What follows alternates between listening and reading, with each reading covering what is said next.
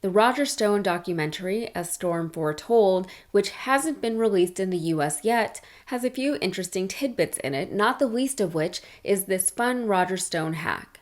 If you want to manipulate a rich and powerful man, all you have to do is stroke his ego.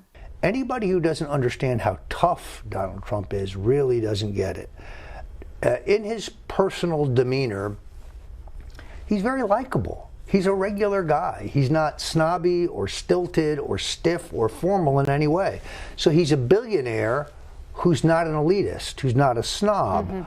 But I think that experience of coming close to financial disaster and surviving it has just made him stronger and more confident. Roger Stone would get Trump to say things publicly by telling him that he already said them and that people loved it. And of course, this was coupled with exaggerations about how big the audience was and affirmations about how well-loved Trump was amongst the people.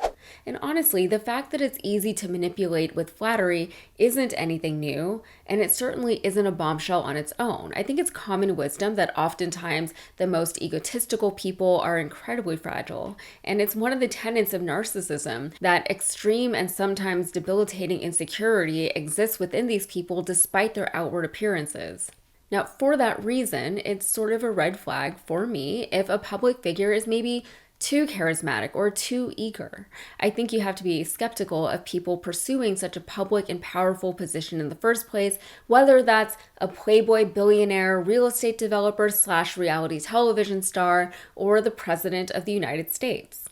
And that's not to say that every public figure is disingenuous in their work. I can tell you from personal experience that sometimes in order to pursue a certain career path, there is an unavoidable public aspect to it. Case in point, a lot of actors become actors because they love acting, not necessarily because they want to be famous.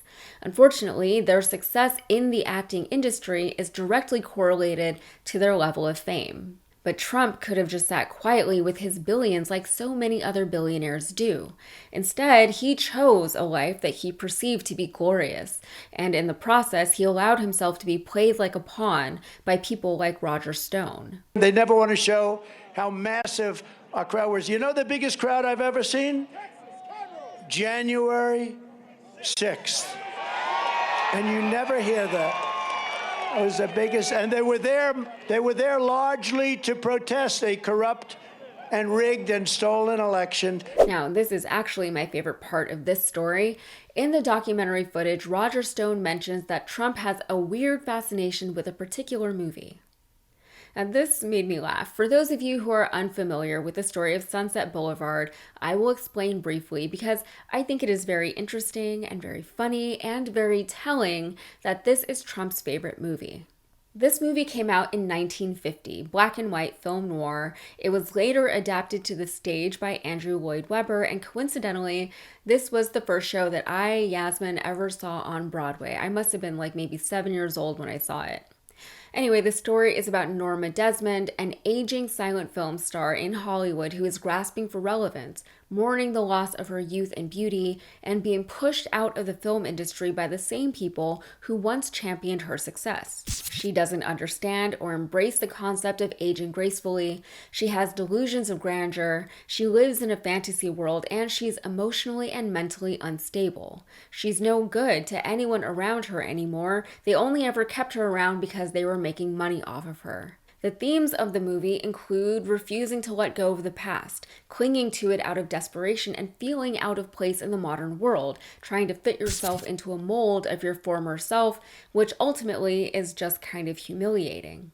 There's also the very topical theme of writing in Hollywood, regarding finding the balance between writing something creative and original versus writing something that's less risky and more likely to be a hit at the box office. It's art versus business. It's meaningful poverty versus meaningless profit. The whole movie speaks to a departure from reality, and Trump, as many of us already believe, has always existed within his own special reality, separate from the real world and the people in it. Now let's pretend for a minute that Trump was never famous or the president, just your average, everyday billionaire. The truth is that he would never even fit in the real world, even if he wasn't famous. He wouldn't know how to act around non-billionaire people. He can only exist within his weirdo bubble. He's kind of trapped there. And I think the fact that he's obsessed with this movie, at least according to Roger Stone, is fascinating. I don't know what Donald Trump sees or thinks or feels when he watches that movie, but some part of him must identify with its characters and themes for him to keep going back to it. Anyway, I actually was just listening to the main theme from that Broadway show like maybe 2 weeks ago, the John Barrowman version. It's good stuff. All right, that's it for me. If you got anything out of this, please like and subscribe, and be sure to follow me on Instagram and TikTok.